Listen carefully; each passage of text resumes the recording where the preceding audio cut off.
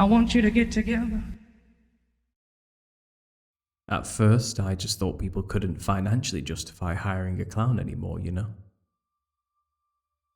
Then I started blaming the media for portraying my people as bloodthirsty murderers, cult members, or man-eating space aliens. Of course, the 2016 clown sightings didn't help. Ronald was the first to go. They just took him away. And we stayed silent. Because that's when the book appeared. What new form of clown bigotry was this, I thought? Hadn't my people suffered enough?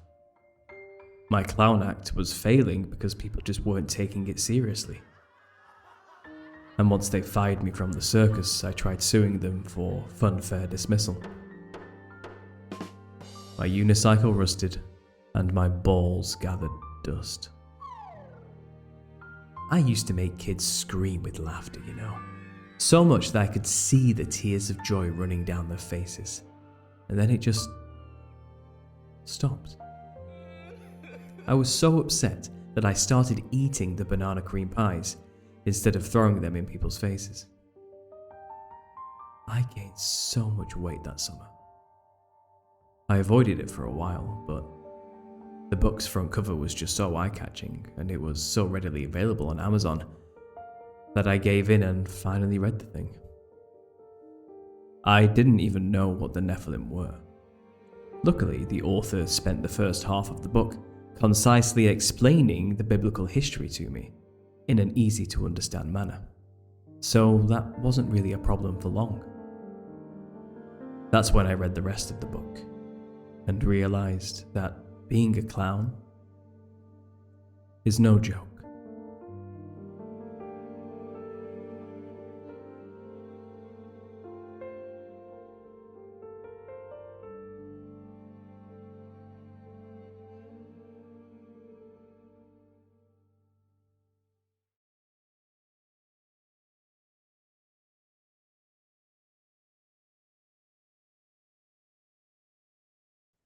Welcome to your Missen the Point podcast, where we discuss the weird, the wonderful, and the downright bizarre aspects of life as we have conversations with people from all over the world. Today I'm joined by a guest with a fascinating theory on the biblical Nephilim. A gentleman I've heard on many shows share his fantastic theory. The author of The Nephilim Look Like Clowns, let us welcome Paul Stobbs. Welcome, Paul. Hi, thanks for having me. It's good to be here. Fantastic, and thanks for making the time work. It's very hard to make Australians and POMs sync up with time. Early morning for you, late night for you, but we made it work, mate. We're here. We made it happen. That's right. Teamwork makes the dream work, as they say. That is it. And a fellow ginger to boot. You can't go wrong with that. Well, it's just the lighting. I'm actually a strawberry blonde, but I'll let you off on that one. It's fine. Strawberry. That's a bit of a cop-out, mate. Come on. No, I can prove it. Look, if you look closely, that hair is gold. Oh, there we go. That hair is golden. Yeah, that's not orange. My beard is a little bit orange, I'll admit. So that's what throws people off. But oh, there we go. I'm a strawberry blonde example through and through. And now, as I said before, I've heard you on many shows before. Tinfoil Hat podcast, some of the big hitters, even on some of my friends' shows. Heidi Love from the Unfiltered Risers had you on before, so. Yeah. I thought I definitely need to get you on to discuss the topic of Nephilim because it's something that I touch on my podcast as well. But I'm ashamed to say I haven't yet got a hold of your book. But I feel like I've got a bit of enough of a grasp so far that to have a conversation and then definitely get the book. And what I love about your research and the theory you put forward is you bring a lot of receipts with you. That you go through the historical record, you go through the mythology, you connect all these dots and you bring it together and connect it back to biblical sources, which is just a great way to look at that theory. Yeah, well, I tried to make it as much as of a scholarly work as I possibly could. And the book's just here, as you can see. It's a decent weight. It's only half finished. I do have another 20 chapters to write yet, so this is just volume 1. The history, as it says there on the front, and volume 2 will be the now. So this basically covers, in the first 10 chapters, biblical history, where the Nephilim come from, all the basic boilerplate conspiracy stuff from a Christian contrarian viewpoint, you know, all the conspiracy stuff involved, all the alternative theories and ideas about what happened in the beginning and through all the antediluvian age up until the modern day. So it really, I lay out the foundation, which is what section 1 is called. And then section 2 goes into maybe what we'll talk about today, about the secret society's intricate, well, they've been there since the beginning, let's say, when it comes to where we get a costume of a clown from, but it's still used for today for ritualistic purposes. And I hint towards the end of this first book about how it is still being used by ancestor spirit worship cultures all around the earth today. The exact same costume, but we have occulted it in the West and just called it a clown to kind of hide it behind a mask of plausible deniability, shall we say, as the occultists like to do. But make no mistake, the costume of a clown is just our Western version of the same costumes worn by these ancient cultures all around the earth, who in their folk traditions are dressing this way to channel what they call their ancestors, which I made many attempts to prove through visual and anthropological studies that, yes, they are referring to the Nephilim when they say ancestors. They're not talking about their grandma or granddads. So that's what the first book lays out as a foundation, and then the second book's going to go into all these ancestor cultures all around the earth, these folk traditions that you find in every continent where they dress like clowns to channel the ancestors. And then it gets into all the good stuff which people like the music industry, the art industry, the murderers, all these type of things, the fear of clowns, and all the cool, modern, hip things that brings people in. Mainly are, the examples of the clown in the media. And the second book will go more into that. So it's a work in progress, but all of my work is actually available just on my YouTube channel. There's a 44 episode series on there now, which shows my 8 years worth of research from start to finish and where I've come to today and where it came up with the idea originally in 2016 as well. So you can trace all of it there with images, and the book is mainly just a compilation of all of that work, that body of work, into paper, into black and white ink on paper, just so it's for posterity more than anything, I would say. So the information isn't hidden. If you want it for free, you can just go to my YouTube channel and watch the whole series. You won't miss anything, But if you do want to support me, then yeah, the book's out there now, and it's doing well. People seem to enjoy it, so. Awesome. Yeah. Now, what I was hoping I could do today is easier said than done. Can we get like a very abridged version of what your theory proposes? Mm-hmm. And then after that, I thought maybe I could pitch a bit of a theory of my own towards you that ties into your theory that maybe you have considered, because like you've been at this for over 8 years now, or maybe something that you may not have come across yourself. If that's all right. Absolutely, yeah. Let's have a conversation about it, and I'm always open to people. Honestly, this is actually a joint effort, to be honest. A lot of people have shared with me many things that I would have missed over the years, so I'm happy to do that, yeah. So the abridged version, I kind of gave it to you there briefly, but if I could expound a little bit more detail about what it is. Primarily, I come from a psychedelic background. I was born again in 2014. I'm a Christian now, I would say. But I would call myself a contrarian Christian just because I'm not really a part of any particular church. I'm a non-denominational. And it's hard when you're a conspiracy theorist to really find a church that can kind of see things from these perspectives. Not many churches even believe the Nephilim were even a thing, as we would talk about them in these circles.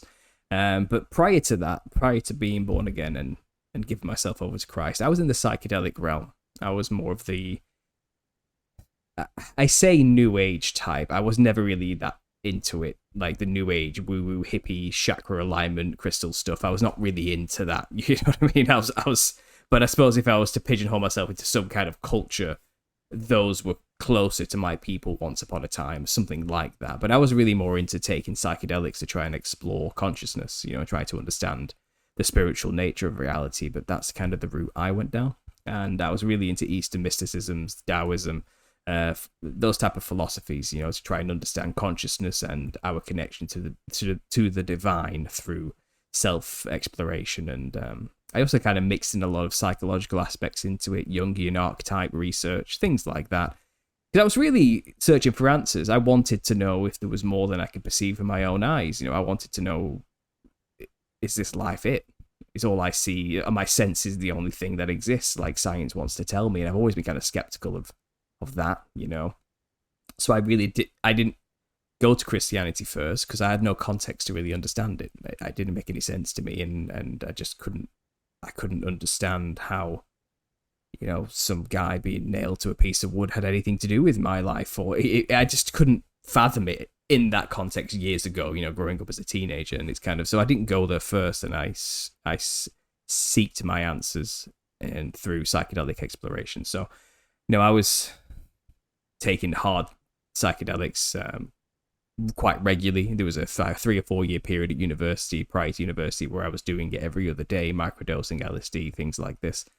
And, I was doing it with a scientific mind. I was documenting it at journals, and I was trying to really fathom what was going on. And I did learn very quickly that, our perceptions are limited in a normal sense, and there is a spiritual realm that's right here with us. And lo and behold, there are entities there.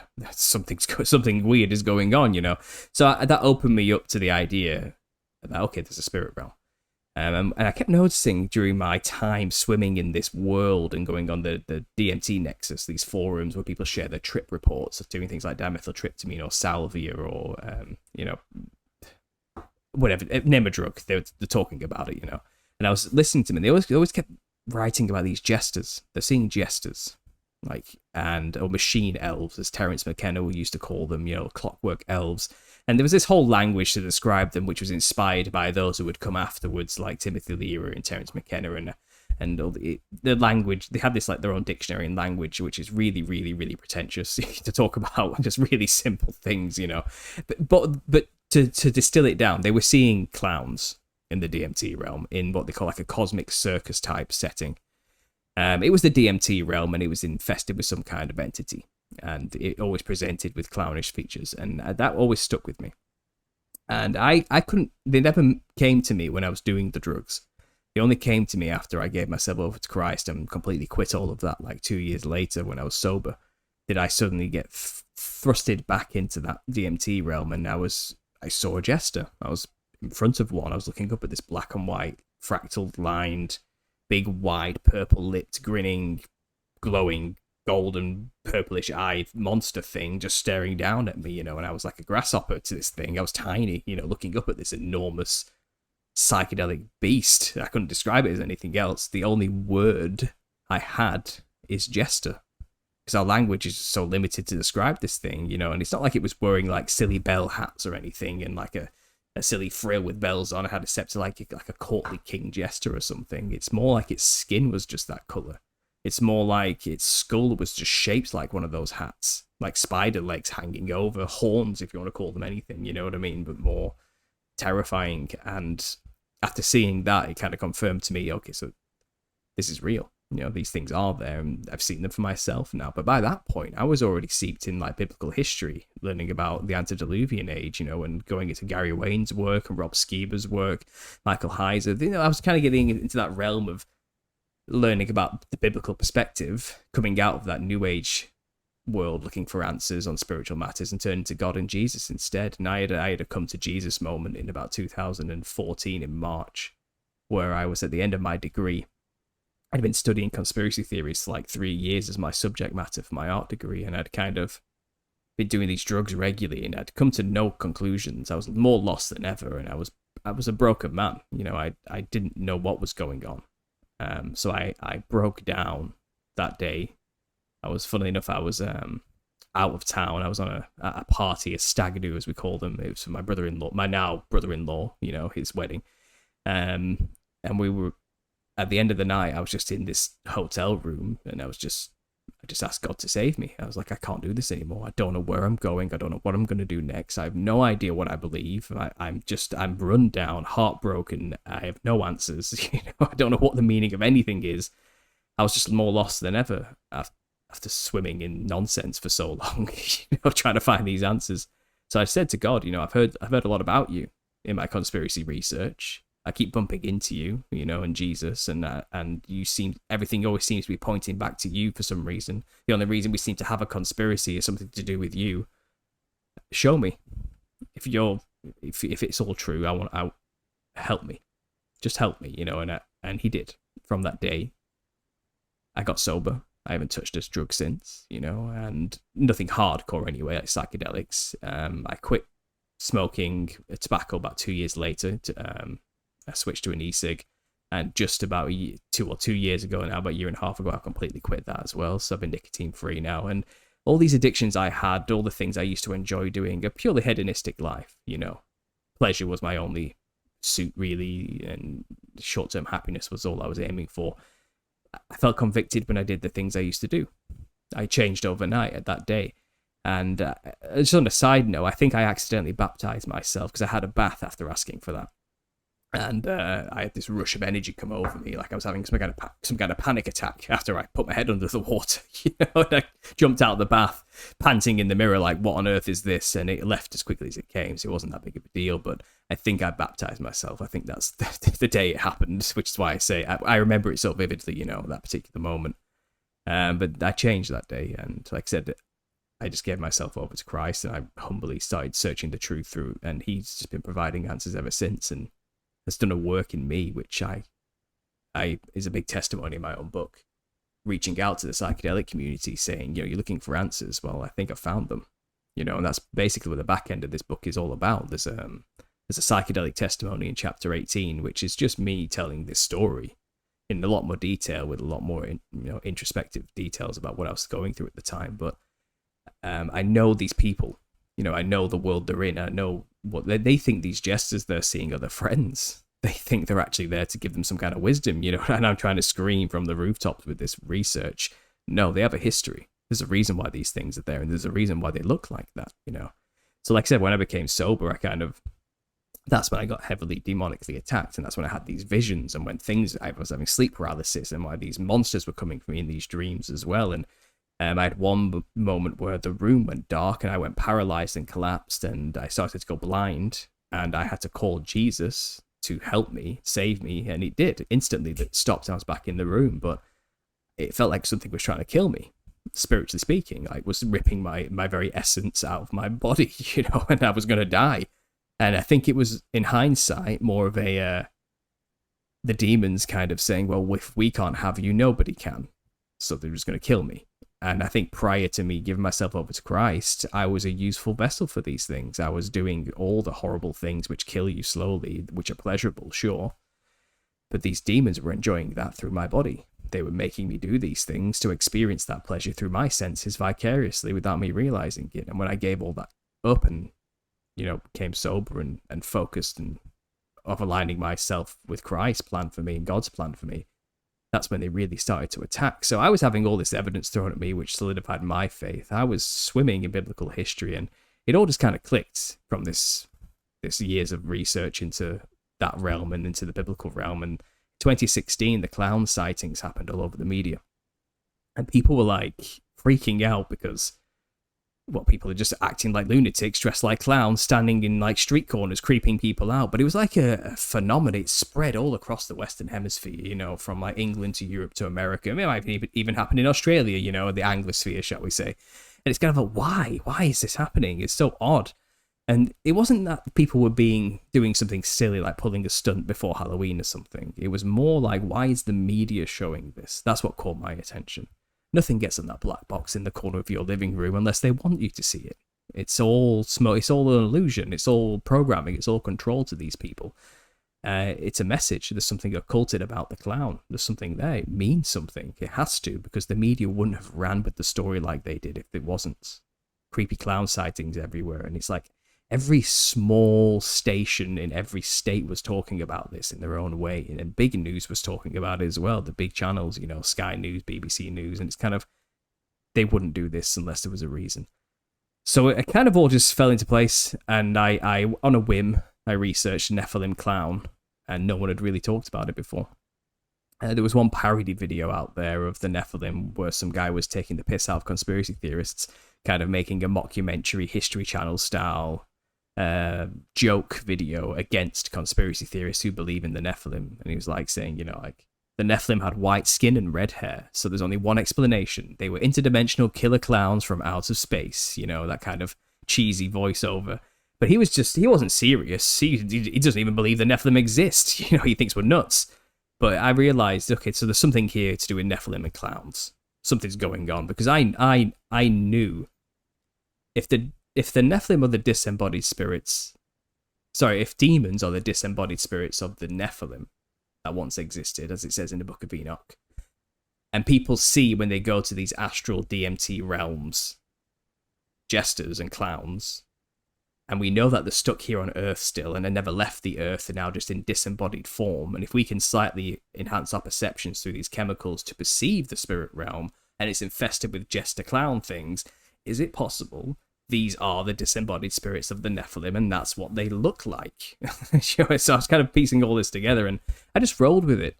And 8 years later, the connections just didn't stop. It got really dark. It got very, very obvious very quickly that I've kind of uncovered here some kind of thing that's always been the case. It's like, you know what? Once the magic trick's been seen, it's obvious. It's kind of, I've realized. Yeah, once you know how the sausage is made. Yeah, it's one of those things, and I realized this costume, a clown, has always been a representation of the demonic, like always. And I go into the history of the clown, where we get the costume from, and it turns out it was, first of all, the costume of a clown as we know it today was invented in the 1800s, 1799 to be specific, but let's say the 1800s. And it was created by the son of a famous Freemason in London called Charles Dibdin. Now, Charles Dibdin Sr. was a powerful media mogul in the theatre industry of London during that time period. He wrote all the plays, all the music and he wrote all the songs the British military sailors were singing during the campaigns to invade India and everywhere else, And it's kind of, Charles Dibdin was considered like, it was his music that kept the morale of the soldiers up during wartime and won us the wars, He was like, he was a prolific, and even today, at the end of the Proms, which is like a British orchestral yearly event, his song is played as the closing ceremony. It's called Tom Bowling, Charles Dibdin's music. It's still, you don't really know about him today, but then everyone who knew who Charles Dibdin was, Anyway, his son, in true nepotistic fashion, ran the theatre in London. He was given the job of theatre runner. He had to write plays himself and deal with the actors and run the stage shows and stuff. And for some reason, as soon as he got in control, he changed the costume of a clown immediately. And clown originally was based after an Italian tradition called the Commedia dell'arte. There was an actor in there, a character, shall we say, called Pedrolino, and he was the servant of the rich man. And clown is just the British version of the Italian Pedrolino, because the Commedia dell'arte movement kind of evolved as it moved into different areas. So England kind of made their own version, called it the pantomime, and France had their own version with Poirot, the sad clown, with the black pom-poms and the white ghostly visage. But the British clown was more like a drunk, silly servant who just didn't care about what his boss said. He loved to eat sausages, he wasn't like the sad sack clown of France. And the British flavour was very wild, like a demon, very, I don't care about anybody but myself, narcissistic, psychopathic demon type character. And with that character change that the British actor kind of gave, they changed the costume. And it's quite literally a copy of the costumes or the demons that guard the temples of India called Rakshasa demons. And you realise that Charles Dibdin, and I'm guessing his son as well, travelled to India quite a lot because his brother was stationed there in the East India Company, colonising it at the time. He was going to move there, in fact, but his ship couldn't set sail due to bad weather, and he decided against it last minute because travelling back then was no trivial thing. You could die travelling to India, and it would take weeks. It's not easy, so I think he chickened out basically. But he went there a few times, and he was intimately involved with Indian iconography. He knew a thing or two about it, and because he was a Freemason, a member of the Leicestershire Lodge, number 2, 3, 4, 6, I think it was. I've got it in the book. I can't remember the exact number, but it's in there. And you can find memorials to him today, written in the 1900s, of our dear departed brother Charles Dibdin and the wonderful work he did for us in the craft. It's all, you can find the receipts and the evidence throughout history that he's still venerated by the lodge he was a member of. But yeah, he knew India well, and it's quite clearly he got his son to dress up the clown in the same costumes worn by the Rakshasas of India. So the clown in the 1800s was perfectly modelled after Indian representations of demons. So the clown has always been a representation of the demon. Prior to that, the clown character didn't look anything like this. He was kind of hijacked and turned into this thing. Prior to that, he just wore a plain white Elizabethan rag. He was a servant. He was nothing. He wasn't even that funny originally. The funny character, the wild card, used to be Harlequin. Now, the Harlequin's interesting because clown kind of took over from Harlequin. Prior to this, Harlequin used to act like clown does, this crazy narcissistic psychopath. But he got a bit more boring as the years went on, and by this point, clown kind of took over that role because someone needed to play the demon, you know. But prior to this, it was always Harlequin who played this role, and Harlequin was modelled after the Wild Man of Europe, which, lo and behold, is quite literally our versions of Nephilim. Giant, club-wielding, hairy beast men who have rows of tiny demons who follow them around and eat people. The monsters, cannibalistic giants, you know, think of like something kind of like Bigfoot, if you want an American example to compare it to the European example of the Wild Man. But that's just where Harlequin comes from. He was modelled after the Wild Man. So whichever way you cut it, whether you want to start with Harlequin in the 1600s or you want to go to clown in the 1800s, both of them were dressed like and modelled after European demons to begin with, and then Indian demons after that. So from the 1800s, as soon as that costume change happened, that became the industry standard. And all clowns today are modelled after that original costume from the 1800s, which is kind of just later iterations of it. And if you see the work I've documented here, circuses appeared not long after this, and they were all run by Freemasons. And you look at a circus and you break it down. Turns out it's actually a giant invocation ritual, and it's a perfect copy of lodge rituals done by Freemasons in their own lodges. So the ringmaster with the hat and the cane is modelled after the worshipful Grand Master of a lodge who runs the rituals, and he is the only member of the lodge allowed to wear a black top hat. Why? Because it represents the crown of Solomon. He represents the king. King Solomon was the Lord of the Ring. He had a ring used to control the demons to help build his temple given to him by the angel, you know, so he was the ringmaster.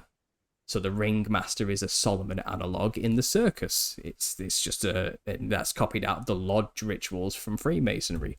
And what did he do but orchestrate the demons to build his temple with his ring? Well, the ringmaster orchestrates the clowns to do the circus performance. So it's just an analog for Solomon building his temple with the demons. It's the ringmaster performing the show with his clowns.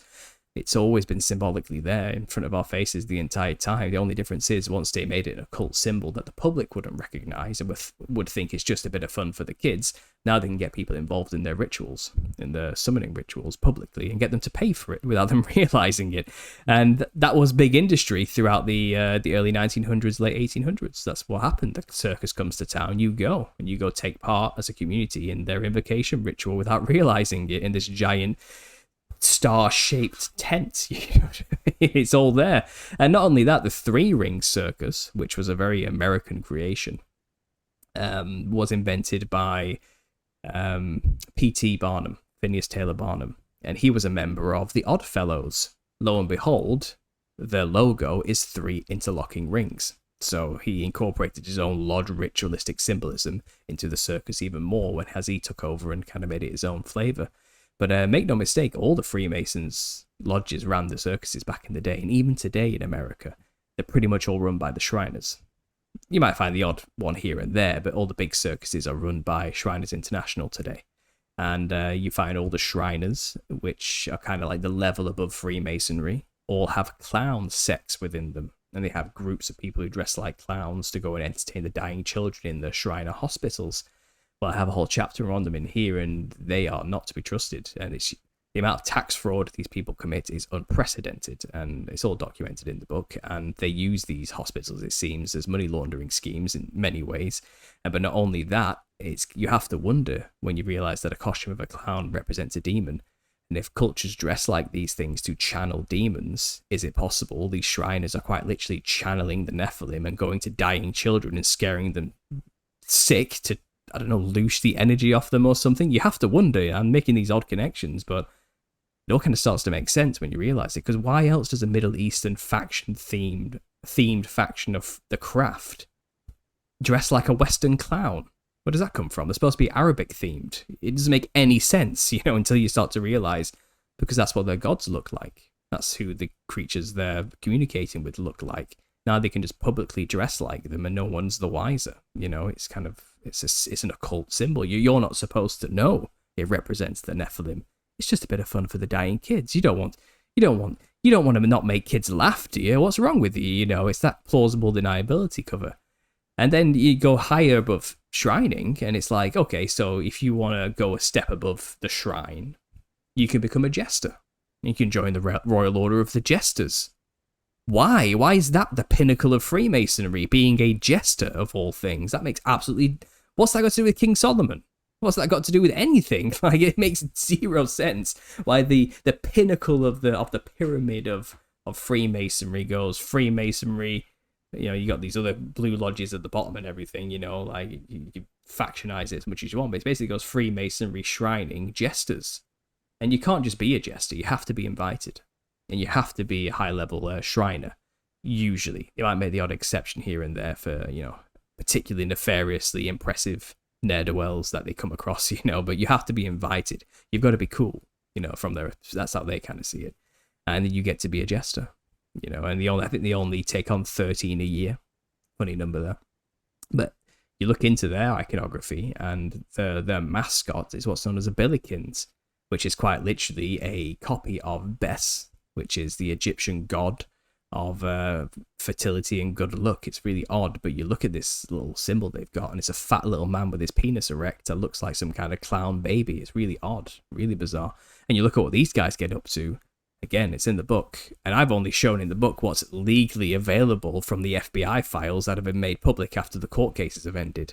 I've just showed you all the publicly available information of what these people have done. It's perverted, it's disgusting, and it involves children. It's just wrong. Like, these people are the worst. These people get away with the worst possible things, and they get a slap on the wrist when they get caught, But the point is... Chatham certainly took a dark turn. Yeah, but what I'm saying is the clown has always been intricately linked with Freemasons and secret societies from its very inception, even today. And you realize that they've been using this costume as a tool for channeling the demons, and they're now putting it onto the public too. And you find they're pushing clown fashion right now, called clown core. The runways had models walking down it in 2023 at the start, wearing Harlequin-inspired designs and clown-inspired costumes, And that'll trickle down into the outlet stores eventually, and we'll all be wearing clown-themed stuff too.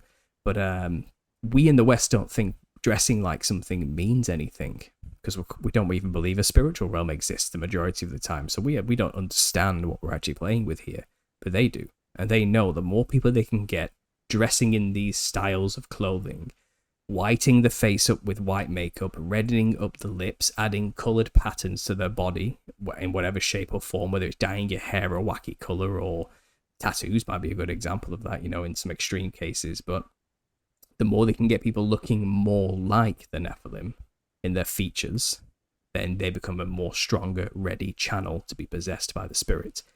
Because that's how it kind of works. It's that principle of as above, so below. And I'm not an occultist who's saying you should live your life by that principle, but there's some truth to it.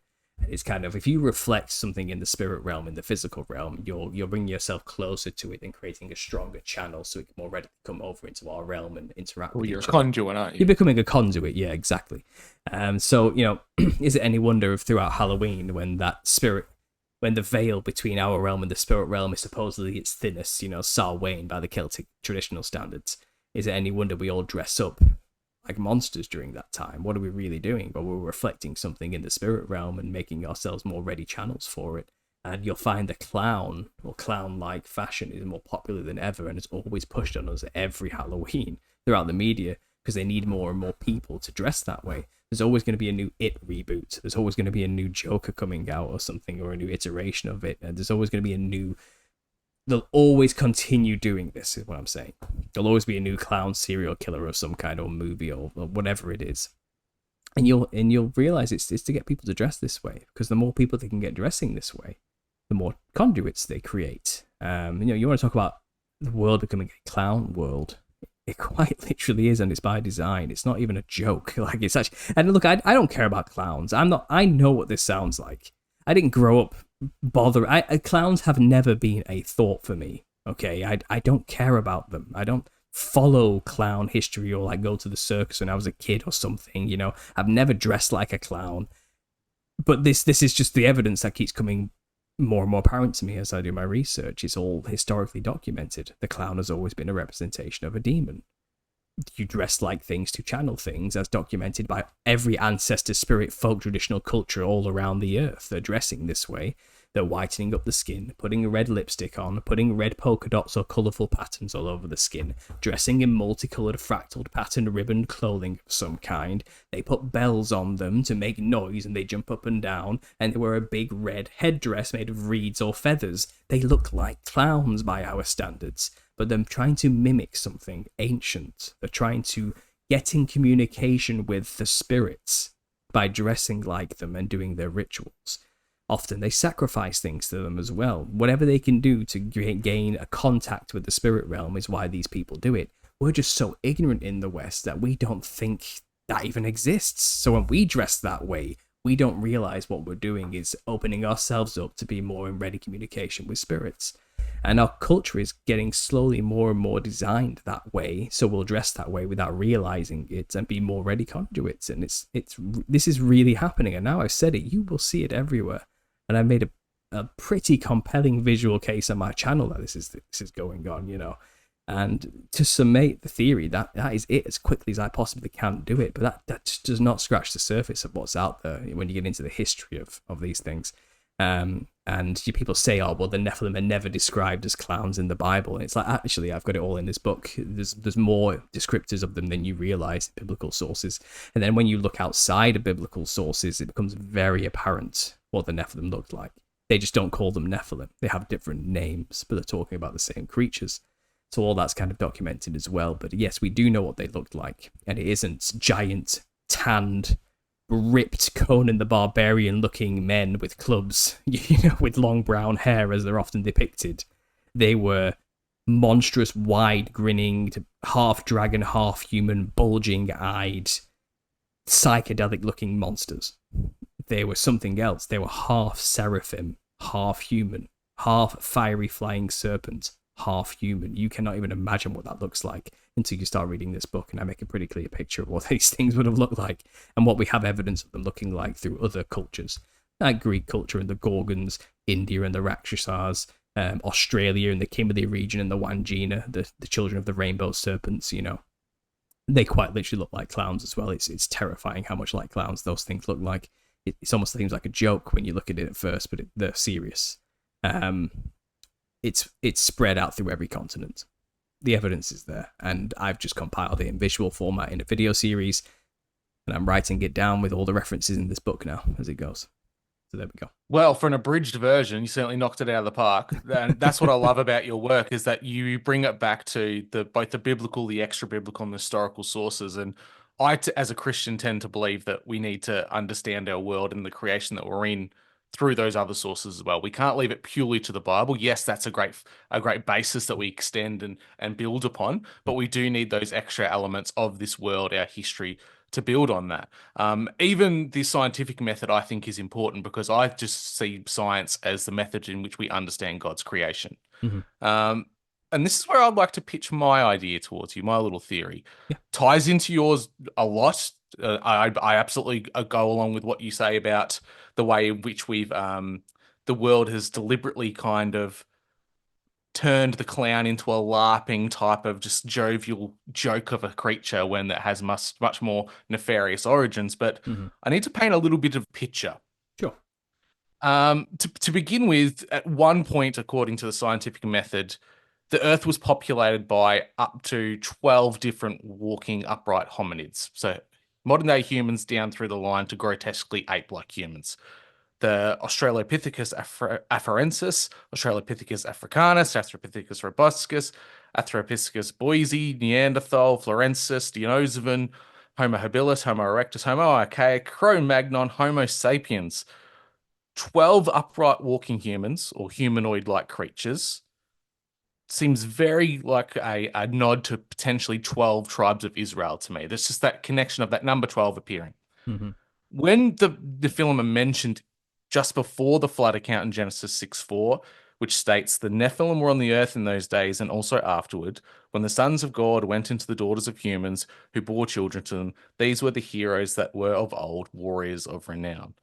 When we think of renown and men of renown, let's just go back to a basic etymological simple term for this. It just means a group of beings that were well known throughout the world, spoken about, and attributed to fame.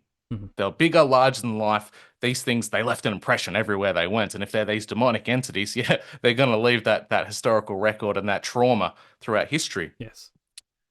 What happens when a new type of man appeared on the scene? Cro-Magnon, a people indistinguishable from every other human on the planet at that time. If you're looking at every other upright walking human as being grotesquely ape-like, and a modern type of archetype of a human appears, a type of person who's akin to modern Europeans with our cranial structures, a people who bore a completely different appearance to everyone else around them, that potentially had the blonde and red hair gene, blue eyes, green eyes, skin tone that was fair skinned, and being naturally taller than those around them, not necessarily giants, but taller. What would happen with these humans? The most advanced human beings at their time, they had a more advanced type of tools development and a culture that was starting really to develop the preeminent steps to what we consider to be a civilization. They appear on the scene. They're clashing with Neanderthals. They're clashing with Denisovans. They're clashing with the old guard, essentially. You have the new guard meet the old. Would they be perceived as gods? Would they be perceived as demons? We've got this account in modern history with European contact with First Nations people. We've got it in Australia, the South Pacific, the Americas, Africa. Wherever the early Europeans went to, they were perceived as some kind of god. Most likely there's a link to the Nephilim, that these people had their own ancient gods and their connections, and for whatever reason, modern day Europeans bore a resemblance to these peoples. Mm. Now, initially, there would have been conflict between Cro-Magnon and Neanderthals. We're told that through the historical record as well, that there would have been little clashes, little fights, and pound for pound, the Neanderthal was more robust, stronger than what we were. They were tough little buggers. Stronger bone density, higher torque muscle. Mhm. So realistically, it would have been akin to what a human muscle structure is to an ape today. Mhm. Apes can rip us limb from limb, and we would expect that Neanderthals had the ability to do that themselves. So what happens when we start to have conflict with these creatures? Well, if these are a type of humanoid that are living in a frozen Europe, food's the primary source and protein is something you need to get a hold of. And we see throughout the Nephilim stories that these things ate people, they ate animals, they ate each other. We have accounts of this in Neanderthal dig sites in which there's bones with scaration and tooth marks on their own people. There's the idea that possibly these Cro-Magnon, when they encountered the first Cro-Magnons in their territory, may have hunted and eaten our ancient ancestors. But this would only have lasted so long. We know at whatever reason, for whatever point, our ancestors outcompeted them, whether that's into breeding or we banded together and we used our brain power to gather our resources and we drove them to the far fringes of the world. So we look at this now as it's almost like a clash of titans. We have the old guard, we have the new, we've got a people that arrive who are very reminiscent of what you would consider to be Nephilim type phenotypes or kind of appearance. And we've got a people who hunted us, people who may have tried to rape and pillage our original people to try and blend in. And this is where we start to get into how I think that the Nephilim, far back enough, the idea of what we base it on could possibly be an inversion and a mocking ritual. And this is how we get the Neanderthal. When we look at the Neanderthal through the modern day lens, they make it out to be very human. They paste a very humanoid Western European type of skin over the top of it. They make him upright. They make him look like he's just a modern man. When you look at the structure of the bones, the rib cage is very inverted like a V. We see that with all modern day apes. We see his neck is popped on very struck like this. These are all ape-like characteristics. Even the cranial capacity of the eyes and the nose, these would be more indicative of apes. So much so that the cranial capacity is an occipital bun that extends out the back. Mm. Now, if you take that occipital bun, a larger head, you throw some moppy hair on top, this wild shaggy hair, you almost get this pseudo clown afro if Mm. it was the right color. You have the larger nose cranial capacity would have been a large broad nose, similar to what you would have seen with what you see with a modern day clown.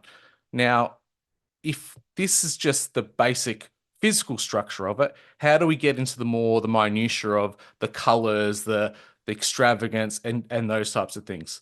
Well, the similarities of the clown need to be laid out like this. There's the occipital bun for the hair with the shaggy hair and the nasal capacity. Beyond that, we start to get into the idea of the skin tone. If these early humanoids were very grossly ape-like, which earlier anthropologists contended, they would have a more melanated skin tone, maybe a bit more bronze, a bit more Mediterranean in appearance. So how would they try to replicate the Cro-Magnons that they made contact with? Well, they would use some kind of an ochre, they might paint their face, and this is where we get into what's considered to be uh, a aggressive form of a mask, trying to pretend to be something else. When these creatures were trying to hide and disappear and blend in, they were just starting to cover their faces. They would maybe have dyed their hair. We see that in First Nations within Australia, that some of the early contact people, they would use ochre and deliberately dye their hair in shades of a clayish reddish hue. Mm-hmm.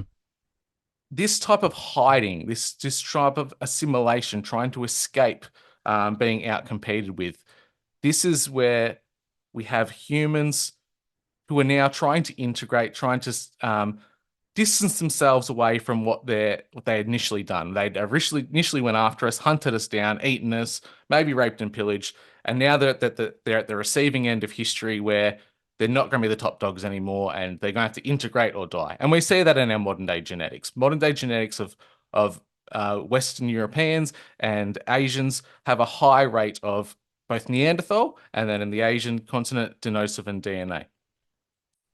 But what if this hatred didn't disappear?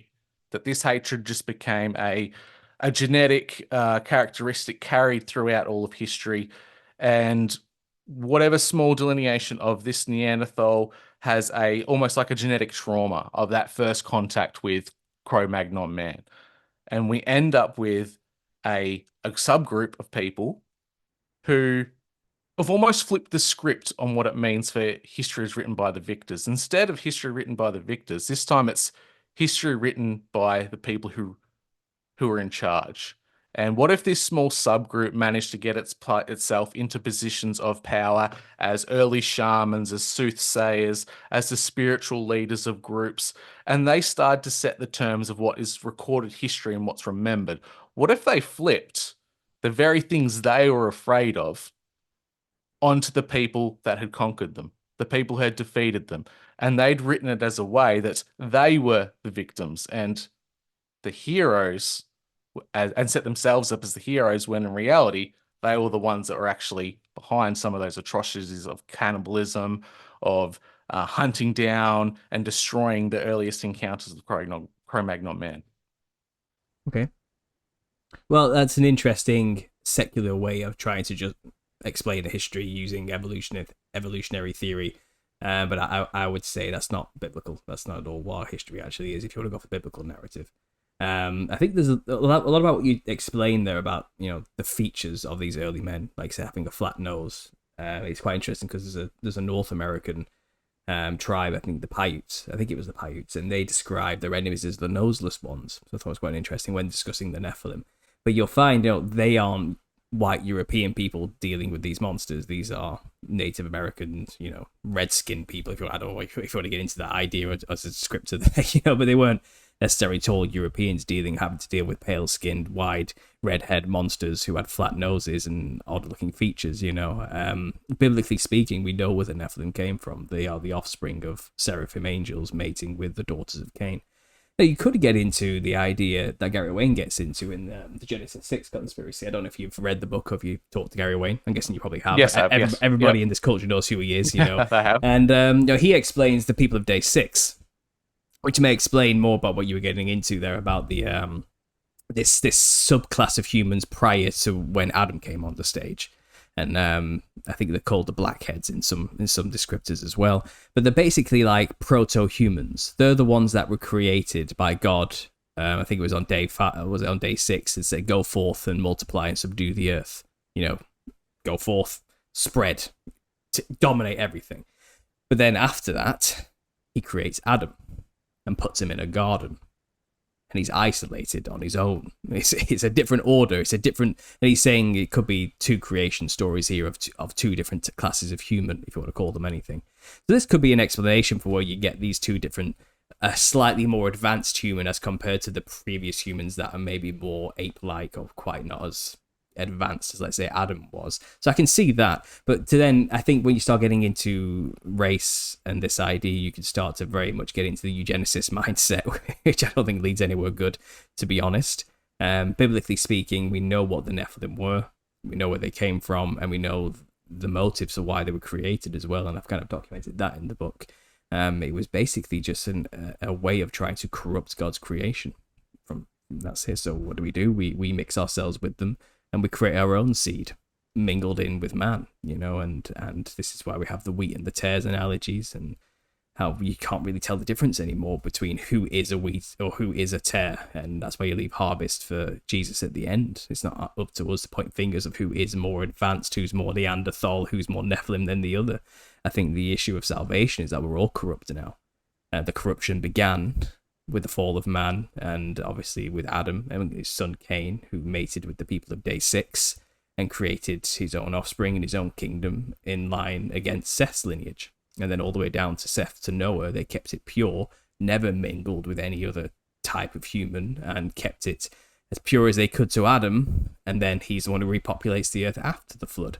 So I think most of that race, that why we don't have Neanderthals around today, was probably wiped out with that flood event. Something akin to something against what we are today as upright walking Homo sapiens, if you want to call us that and go by that language from the secular angle. But it's likely from there, remnants of the Nephilim survived the flood. And I know that's quite contentious, but I'm not a contrarian Christian for nothing. I think there's plenty of precedents and evidence, and let's call them loopholes, that make it very clear Nephilim could easily have survived the flood, and it's still biblically grounded and biblically sound. We know things under the ground weren't flooded, and we know. Well, they mentioned as Raphaim instead of Nephilim post-flood. Post-flood, and there's definitely elements. Yeah. Well, I don't know if you talked to Gary about this. I talked about it extensively with him. But Rephaim, if you look into translations of all of this, it basically means the undead ones or the resurrected of some kind, zombies or vampires. And it's possible they are quite literally the Nephilim just resurrected. And we know there were giants. Looking for new hosts. Yeah, well, we know there were giants in the lands of Canaan. We know they were there. That's through numbers and the rest, and we talk about kill every man, woman, and child, get rid of everything, purge that land of it. That land's for you, not for these. And it took a long time. It took over 40 years, for them to get the courage to go and do these things and have the training necessary. But humans killed those giants. And I think some of them fled when they heard that humans were killing them. It's kind of like, what do you mean you grasshoppers are killing us? How's this possible? It's like, I don't know, but they've just wiped out that tribe and they're coming for us next. It's like, okay, well, I'm out of here then, because clearly something's weird's going on, and have God on their side. It's a God-ordained order, to die. And they were losing against humans, so I think a lot of them fled north. There's plenty of precedents for that. You find the northern frost giants are really common, and it's because they probably fled to a place where they knew we couldn't get them.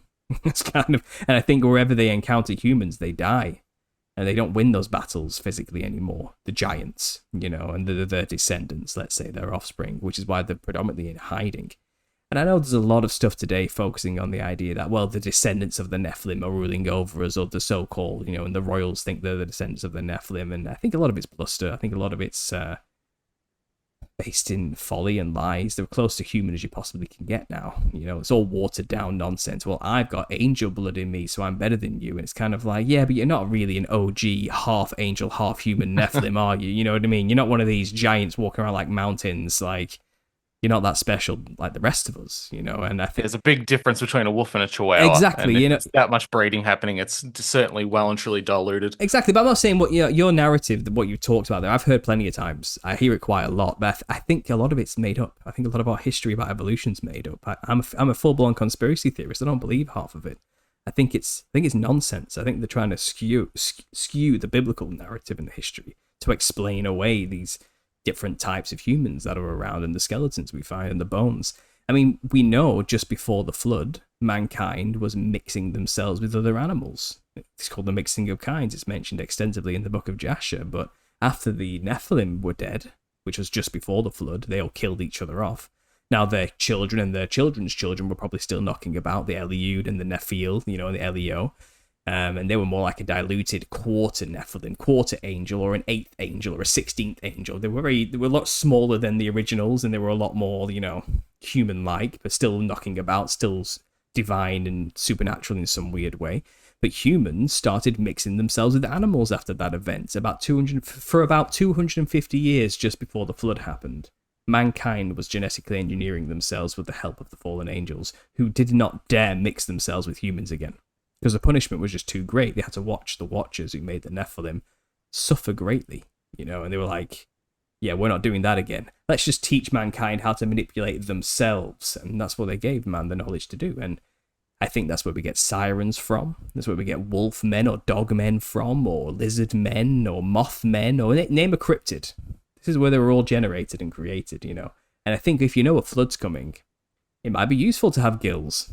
It might be useful to mix yourself with a fish. What else can survive a flood, And I think a lot of that did happen. And this could explain again where we get these odd combinations of human variation coming from. It could have all happened in a very short period of time. And now they're digging up these bones and trying to create a narrative of evolution of man up to today from them in some overly convoluted, nonsensical way. But, say what you want about that. I don't think there's any evidence there's any credence to long-term evolution. Everything gets worse with time, not better. Things don't get advanced with time. There might be macroevolution, which is basically adaptation to environmental stimuli. You might speciation, variation, which happens in a short period of time to adaptation.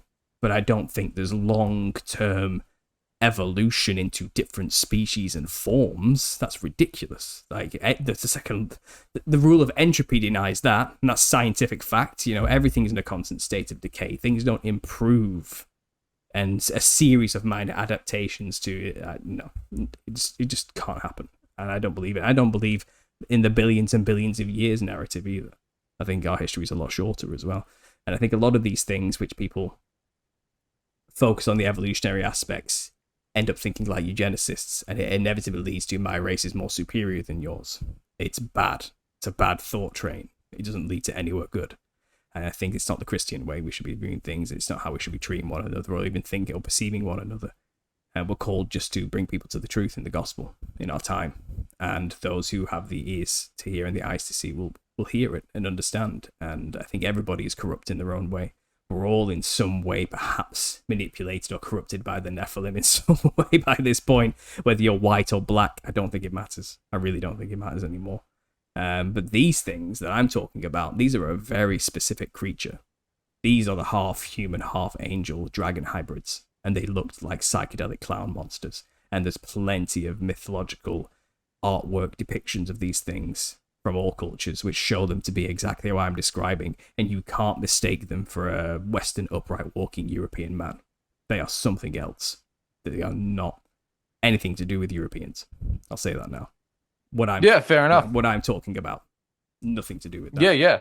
I tend to think that conspiracy, biblical theology, history, they all come back to a common kind of thread that's not so much a black and white type of world. There's shades of grey, and when we see that there's, say, in Canaan, when the Israelites started to come in and clean house of the giants, and maybe the ones that were smart enough, they fled, and like you said, went to the north, they went out into other parts of the world, and that's why we have these tales of gods or demigods or very Nephilim-looking creatures in these First Nations around the world. That's where they were hiding out, because the Israelites didn't leave the land of Canaan or Israel. They stayed there. They had their holy land again, and they didn't chase them. They didn't pursue them. So they were allowed to endure in other parts of the world, or at least their ancestors did, and further down the line. Well, for what I remember, I think Joshua was punished for not finishing the job, and they lost. Definitely. They lost the land. It was taken from them because God said, the contract was gone. I told you to take them all out. You didn't, and now we have to. I'm still dealing with this corruption, and it's kind of which is why we needed a savior, which is why we needed Christ to finish what was started from Adam and Eden and this rebellion of the angels with Cain, and that's what human history is. It's about bringing us back to him and righting that wrong that was done in that time.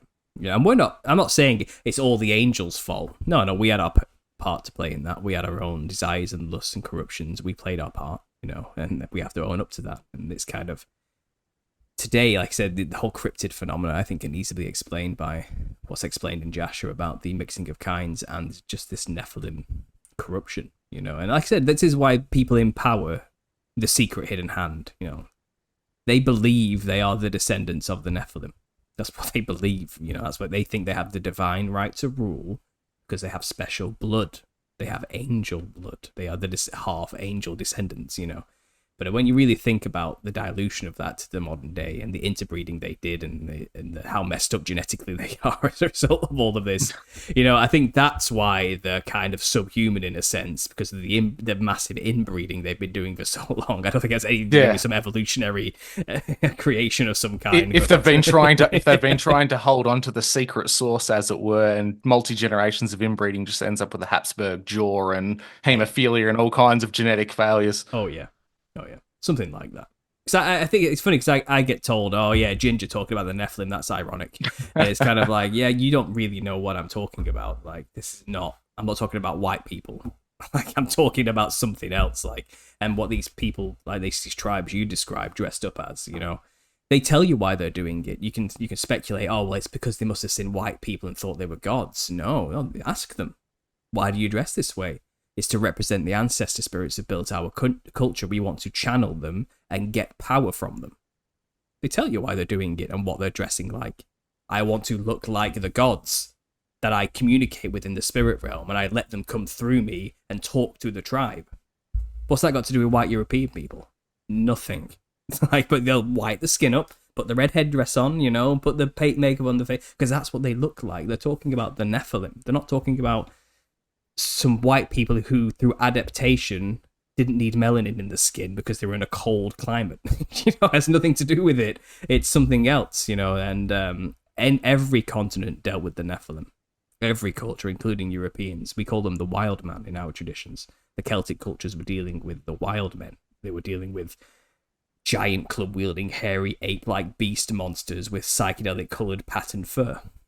They were colourful monsters with big, sharp, wide, grinning teeth and big, glowing, bulging eyes. They were no different than the Hindu variation, who had a better climate or warmer. They weren't as hairy there, but they had monstrous, big, wide, smiling grins, bulging eyes, like distorted, horrible, sharp features, and the multicoloured patterns on the skin and predominantly a white, pastel, sickly base. Like this. And then you go across to Australia, they have the Wangina, white porcelain skin, huge black glowing eyes, big red glowing afro, which is made of electricity or something like that, with multicolored polka dot patterned clothing, and it's that's what their skin looked like. It's because they are half serpent. They are half dragon. You look at a snake, they are so colourful. Any reptile, they are the most colourful creatures you can ever see. They are psychedelic in nature. Next to an octopus, let's say, which can also be pretty psychedelic and trippy. But a chameleon can do the same thing an octopus can do. They can change colour at a whim. And I do believe the Nephilim inherited serpentine features from their angelic fathers, hence the wide smile. It's a snake's mouth, a wide maw. Snakes can dislocate their jaws to eat eggs, let's say, or their prey. I think that's a trait likely inherited by the Nephilim, which is why they have a wider than natural maw. From the front, it looks like a big giant smile, but it's not. It's just the shape of the face. It's just the way the jaws are shaped, I think they would have had lips, which would be trippy because reptiles traditionally don't have lips, but humans do, and they're a hybrid between the two. So imagine that big reptilian smile with red lips. It would look something like this. It would look terrifying. It'd look like a clown mouth, And people say, oh, well, it's because, metaphorically speaking, it represents blood around the mouth because they were cannibals. Yes, but also, quite literally, they would have looked like that, if you want to get trippy about it. The red nose, that's a very odd feature to put on a clown. But getting to white European descent, it's people with paler complexions who live in cooler climates, so tend to have pale skin, tend to inherit this condition called hemochromatosis. It's known as the curse of the Celts. It's an iron processing issue. Our bodies can't process iron as well as other people. And not everybody gets it who's white necessarily, but it's a predominantly white problem. It's something to do with people with pale complexions have this issue. The Nephilim had the palest complexion. They were sickly vampiric white. It's likely they also had the same issue of unable to process iron. Now, in some ways, sometimes end-stage rosacea is what can result from this condition. This genetic condition, by the way, it's in your code. You don't catch it. You either have it or you don't, okay?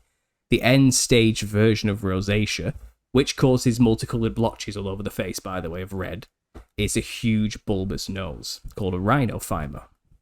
And humans get this, usually in old age, and it's been foolishly equated to alcoholism. Has nothing to do with it. Drunk old men are not the ones who just get this nose. You can never touch a drink in your entire life and still develop this condition because it's genetic. Let's make that clear. And if left unchecked, the nose starts to get bigger. It starts to get filled with pus. It becomes a huge red ball on the end of the face. The only way to get rid of it is to quite literally get a hot wire, specialist tools, and they shave it away and they sculpt the nose back into shape again. I think it's likely the Nephilim developed the same condition, and in their older age, developed huge red noses, huge end-stage rosacea rhinophymas, just by a product of having unnaturally pale skin. Well, it brings a different spin on iron being the bane of demons. Well, if it's an iron deficiency and iron issue. It's not a deficiency, it's too much iron. Too much? Well, there you go. It's still the bane then, isn't it? It's iron poisoning. And I know this because I have the condition. So I only recently got diagnosed with it about a year ago. I don't get rosacea. It doesn't manifest in me that way. It manifests in me in iron poisoning, and I get iron deposits in my body because my body can't get rid of it like normal people. So it just builds up and builds up and builds up and basically rusts in my body. And then I get sick and my liver gets damaged and my heart gets damaged if I don't get it out of my system. So I have to get iron removed from my body regularly, which means I have to get blood drawn regularly because iron's predominantly in the blood. And I have to make new blood cells, which uses iron to create blood cells. And it's a cycle of using up the iron to get it out of your organs, basically. But it's predominantly, it's called the Curse of the Celts. And it can manifest either as my version or extreme rosacea. Two ways it can go about it, really. But it's something to do. It's something to do with pale skin. I don't think they fully understand it, to be honest. I don't know. It just happens to call it the Curse of the Celts, and I think the Nephilim would have had this. And by the way, I didn't come up with this theory because I have the condition. It's funny. I discovered all of this stuff, made the nose connection, and documented it all. And then about 3 months later, I discovered I had it. So it kind of came after the fact. And I was like, you joking? My wife was laughing. She's like, you were literally just talking about this on your channel like 3 months ago. And you have the condition. Are you joking me? I was like, nope, turns out I've got it as well. Like, it's not nice. It's not pleasant. But I do think it would have been a condition because these things were half human. So they would have developed human conditions as well as they weren't perfect. They weren't gods. They weren't angels. They had that human element to them, So I think they would have picked up these odd things. I mean, you look at the common trope in clowns, isn't it? It's big hands, big shoes, big silly shoes. Tiny hats, tiny umbrellas. All these things accentuate the features to make them look like they are giants because it's a symbol. The clown costume is a symbol of what these things actually looks like. The multicolored patterns all over the skin on a predominantly white base. The white base inherited from their human ancestors, and then the patterns inherited from their reptilian ancestors. So it would have been an odd mix of the two. They would have looked crazy. They had auras, they glowed, their eyes would have been huge like serpent eyes, bulging out of their heads. And we see examples of this everywhere. Like, look at a typical Gorgon from Greek mythology. I'm not talking about Medusa with the green hair, the modern iteration or version of this. I'm talking about classic Gorgons going right back to the original designs, which were worn on the breastplates and shields of men. They look like bulging-eyed, wide-grinning serpent-human hybrid monsters, because that's what they are. And you can see what these things look like. They look nuts. Like, if you came across one of these things, you would run. You'd either bow down or run away. What are you going to do? What are you going to do? Nothing. You're either going to die or hope this thing understands mercy. It's the best you've got. Well, you can't run. What 10 strides to you is 1 to this thing. It's a giant. It's a clearly cannibalistic. It's a predator. It's a predator beast, and we are its prey. And that's what happened. That's what became of these things, and it's well documented. They turned against humanity. And when humanity could no longer sustain them through traditional means, like the grains and the foods and the things, the crops of the field and the animals they grew, the monsters started eating the humans. So originally they were seen as wonderful things. Look at these awe-inspiring creations of the gods. Look at these things, men of renown, heroes. Look at what they're capable of. Incredible. Aspiring to be like them, God men among men, demigods. And then the demigods started eating the people. Now they're like, oh shit, we're in trouble now, aren't we? So cults were created, worshipping them, appeasing them, giving them sacrifices. Don't eat us. Here's our virgin for the day. Don't eat me. You know what I mean? That type of thing started to happen, and these things became the kings and rulers of the antediluvian age, just by sheer virtue of their size and countenance. Who could stand against them in that time? What are you gonna do? You're gonna bow down and just pray they don't kill you. And that's what happened for a long time. This is what caused the flood. This was happening. These things and cults and religions were created surrounding these beasts and monsters everywhere. And we can see remnants of the traditions that were created during these times today. Folk traditions are ancient. There are oral traditions passed down in isolated tribes for generation upon generation upon generation. They are unchanged, especially the ones deep in rainforests and in these random little places that are just practically untouched by the Western world in any way. The rituals are the same. They dress the same. They act the same. It's odd. They should not be the same, judging by the thousands of miles of culture between them and the language barriers and the differences, But they all dress the same. They white the skin up, red the lips up, even put red on the nose, wear a red headdress of some kind made of whatever they can find, and it looks like a clown to us from our Western perspective, because our costume is the same thing. It's our version of what they're doing. It's just buried under layers of occult symbolism. But make no mistake. On the stereotypical tropes of the clown costume, the one that keeps coming up is that conical pointed hat, right? And that could be the conical shape of the head. We see that with Easter island skulls and cranial recreation that some tribes have tried to create, to emulate the gods. Yeah. Have you made any connection between that pointed hat and the Phoenician pointed cap or the Phrygian cap at all? I thought the Phrygian cap was a bit more flopped over. It's flopped over, yeah, but it's very similar. The Liberty cap, as it's known in French standards. There's something to do with, like I said, the bloodlines elements. Like it's a representation of what's the sun god it represents again? Apollo. Or, is it Apollo? Sol, Invictus, and it's something like that. Yeah. Previous like that. Yeah. I think it's just a modern. We're slightly better than everyone else because we've got this hat type of a deal. It's a special hat for the club. Well, what happened during the antediluvian age is the cults that were created was anything but God cults, basically. Because that was the agenda. Let's corrupt God's creation and turn them away from God and make them focus on anything else but him. So people were either worshipping the Nephilim, which were the angels' creation, and then by proxy worshipping the pantheons of gods, which the Nephilim were pointing the people to. Worship my fathers, the gods, the pantheons, I am the earthly emissary who works on behalf of the heavenly gods, plural, and it's kind of, I'm here to represent their kingdom on earth, and you do what I say because that's what they say, type of thing. That's what the Nephilim were basically doing. They were like foot soldiers for the spiritual angels, And so if you weren't worshipping the pantheons or the Nephilim, then they got people worshipping the sun or the earth or trees or rivers or whatever, anything. Worship the creation, not the creator.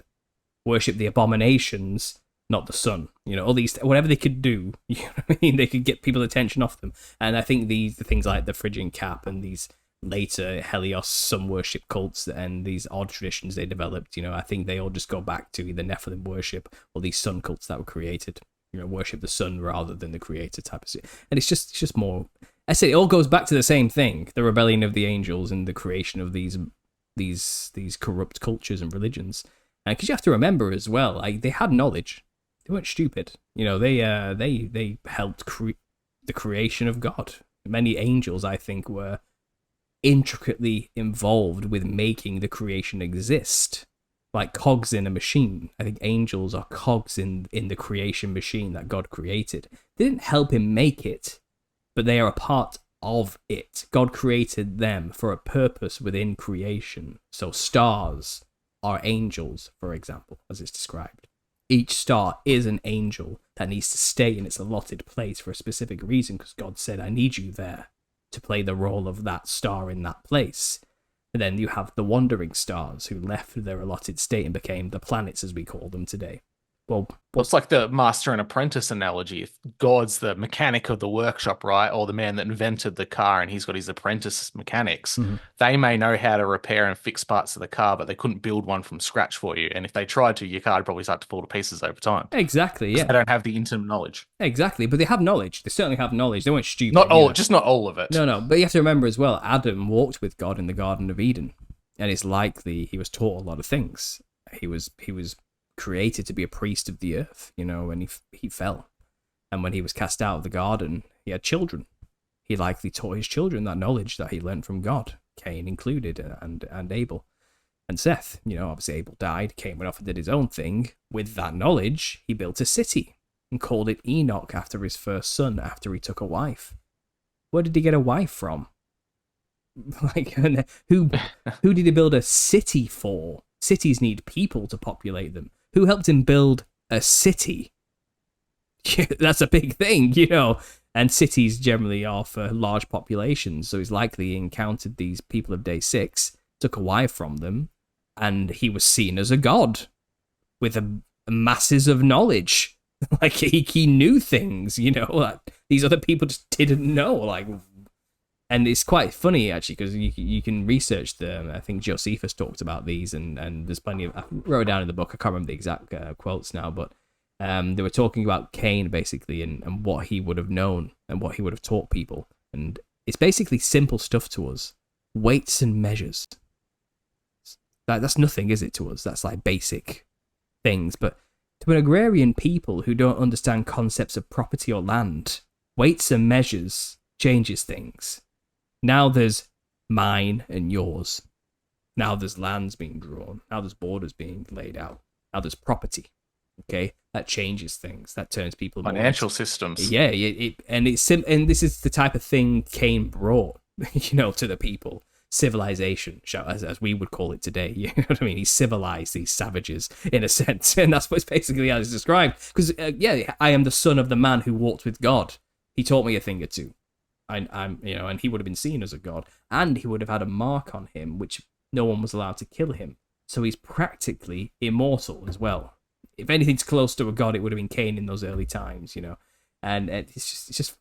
But then Cain had his own rebellion. He was like, I'm furious with God. I hate him. I'm just going to subdue everything he's created. I don't care. He's cast me out, He didn't accept my offering. Why, woe is me. He's the true Poirot clown, sad sack clown. Anyway, it's speculated in the Book of Lamech of Cain, and you take it with a pinch of salt. There's a lot of stuff in there which doesn't really square biblically, but it's considered like a pseudepigraphical, extra-canonical text. It was recently released by the Vatican. And anyway, it says in there the mark of Cain was leprous white skin. It wasn't black skin, as a lot of people say, and it wasn't like hairiness necessarily, like a lot of people say it's being really hairy. No, it was actually really, really porcelain white, creepy skin like a vampire. So not Caucasian white, not pink like me, deathly white like this thing. You know what I mean? Like, that was the curse of Cain, and it lasted for 8 generations, it said. And Namar was of the 8th generation, and she was the daughter of Lamech, who was the 8th generation from Cain, on Cain's lineage. And she didn't have the mark of Cain. It had gone by that generation. And it says in the Book of Lamech of Cain, she became Noah's wife and was on the ark. The Namar, the daughter of Lamech. And now there's 2 Lamechs. There's one on Seth's side and there's one on Cain's side. People have always assumed it's the daughter of Lamech on Seth's side, who was with Noah. But this book says, no, it was the daughter of Namar, who tricked basically Noah into not realizing she was a daughter of Cain because she didn't have the mark. So that's a weird story, but if it's true that the mark could have been porcelain white skin, well, you've just got an explanation there for why the Nephilim would have had porcelain white skin too, because it was the 6th generation from Jared when the Nephilim came onto the scene, not the 8th generation. So it's kind of the Nephilim were already knocking about by that point, and maybe because it was the angels working in rebellion with Cain, who was in his own rebellion against God. The enemy of my enemy is my friend situation. They work together to create the Nephilim. take my daughters, mate with them, create monsters. Let's fuck shit up, basically. That was the end. And it's part of my French, but that's what was going on in their minds. So let's do it. Let's just mess everything up as much as we can. Let's just create our own monsters. Let's just go for it, And you find they were creating religions revolving around the Nephilim, and it was the priests of these religions were the daughters of Cain and the sons of Cain, and Lamech was one of them. The Book of Lamech of Cain, he created an entire cult dedicated to Leviathan, a dragon-like serpent monster. And we're not even sure it's the actual Leviathan of the Bible. It's just some kind of dragon monster. And he becomes friends with a Nephilim giant who goes with him on this tirade with this other dragon to go and find out, where did my people come from? Because even Lamech's confused. It's like, if Adam and Eve were the only people, why are there so many of us? Why do we have this mark and they don't? Who did Cain mate with? Why? He was confused. He didn't have any answers. Even he didn't understand and had been lied to, and obviously the truth had been obfuscated by his generation. Even he couldn't understand where everyone had come from. Even he didn't know about the people of Day 6. You know what I mean? It was complete. Everyone was in mystery. So he went on a tirade, murdering people who couldn't answer his question. He went from city to city asking, "Where did you come from? Who are your ancestors? Why are we here? Why do you have the mark and they don't?" And he never told an answer, just that he was never satisfied with the answer, so he made the Leviathan eat them. And he got so angry with God. He tried to be close to God, but he was doing everything horribly wrong. He was murdering people through and through, but he thought he was trying to get closer to God. And he just rejected God outright and created his own religion dedicated to this giant serpent monster he'd made friends with and his giant friend. So it's a really odd book, but it's giving you some good insight there to the Mark of Cain situation.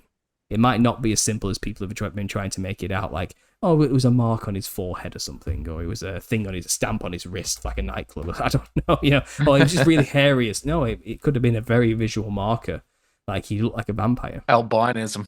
Yeah, maybe, but even then, I don't think it was that. I think it was something else. I think it was spiritual. I think it was odd. I think they looked odd, and they're not like an odd genetic condition necessarily.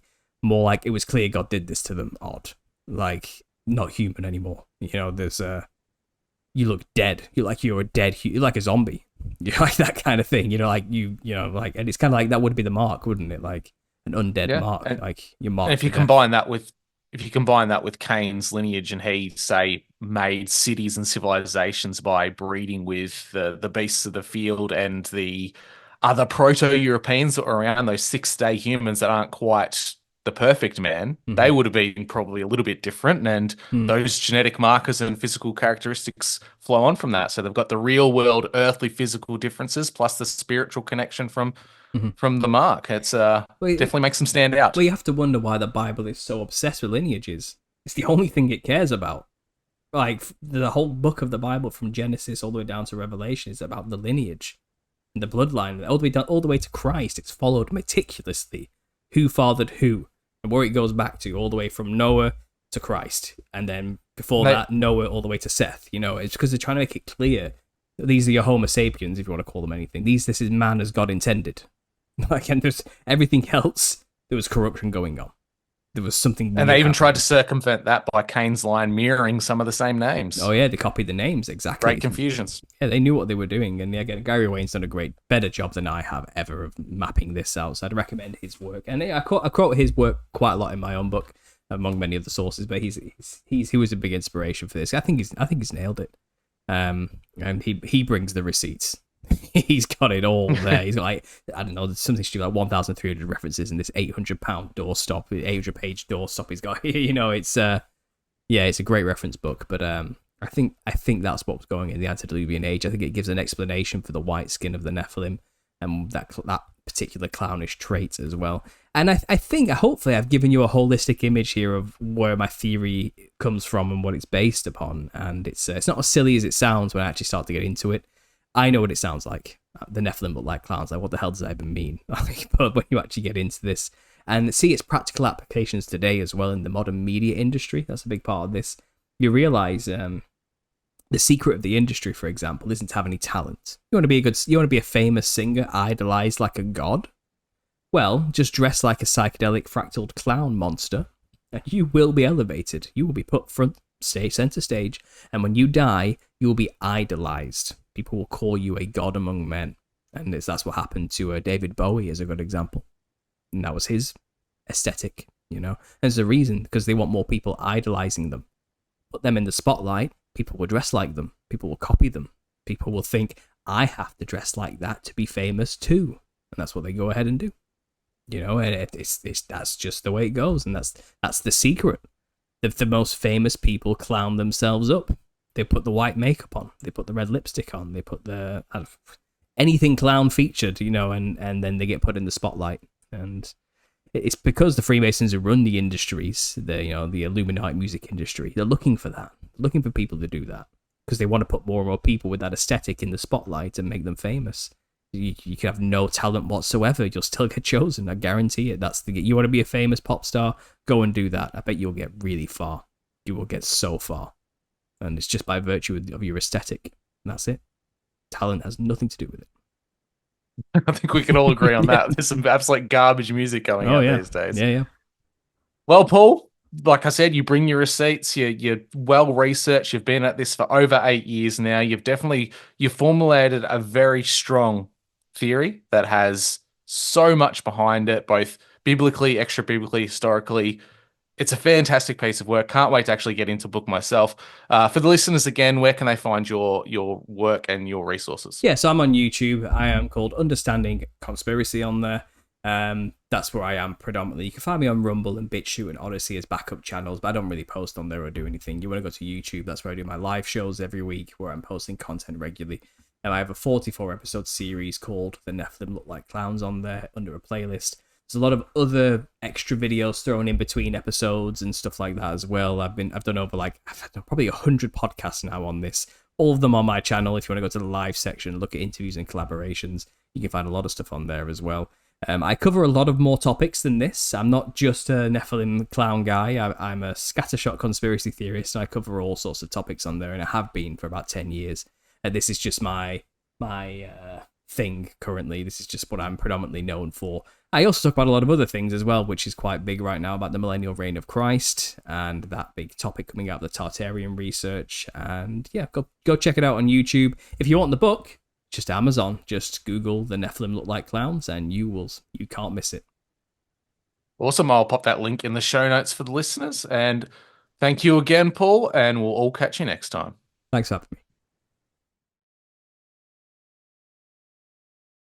Are you tired of the same old conversations? Do you often find yourself struggling to know what to say? Are you over discussing the news, sports ball, or the weather? It's time to put boring discussions behind you by leaving a copy of The Nephilim Look Like Clowns on your coffee table, your toilet, your local library, mother's car, boss's office desk, or that person you really likes bed instead. What the hell is this? Oh, that? Why, it's just a book about how the modern costume of a clown is a caricature of ancient giants and modern demons. Stay away from my children. This is a conversation you can't wait to have. My family used to think I was crazy, but thanks to The Nephilim Look Like Clowns, they know I'm crazy. The Nephilim Looks Like Clowns. It's no laughing matter.